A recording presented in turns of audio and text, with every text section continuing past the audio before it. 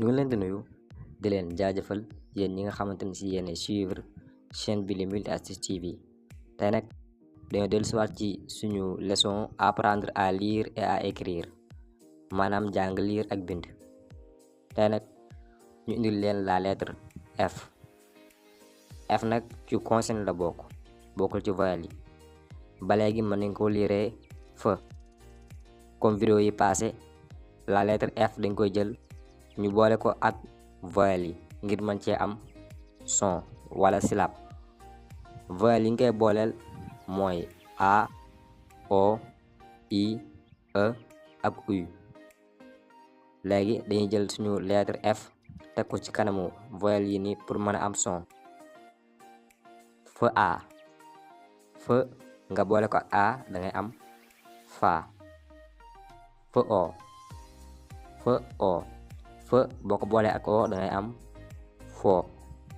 fa I, fa I, fa I mu jox la fii. fa E, fa E mu jox la fa, maanaam loolu fa la lay joxaat. fa U, fa U mu jox la fii.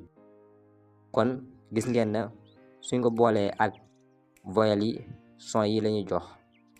fa A fa, fa O foo, fa I fii, fa E fa, fa U fii. son yi lañu am suñ jëlee la lettre F ñu boole ko ak voyelle yi.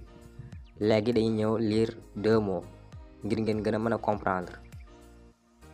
fa I fii, fa A fa boo ko boolee muy FIFA. fa I fii, fa A fa boo ko boolee muy FIFA. fa O fo, fa A fa, fa O fo, fa A fa boo ko boolee muy foofa. kon ñaari mots yooyu leen doon lire. kon tey vidéo bi fi lay yem. ñu ngi lay ñaan nga partagé ko ak ñeneen ngir ñoom tamit ñi mën a jàng lire. ñu leen jox di daje ci beneen vidéo. jërë ngeen jëf.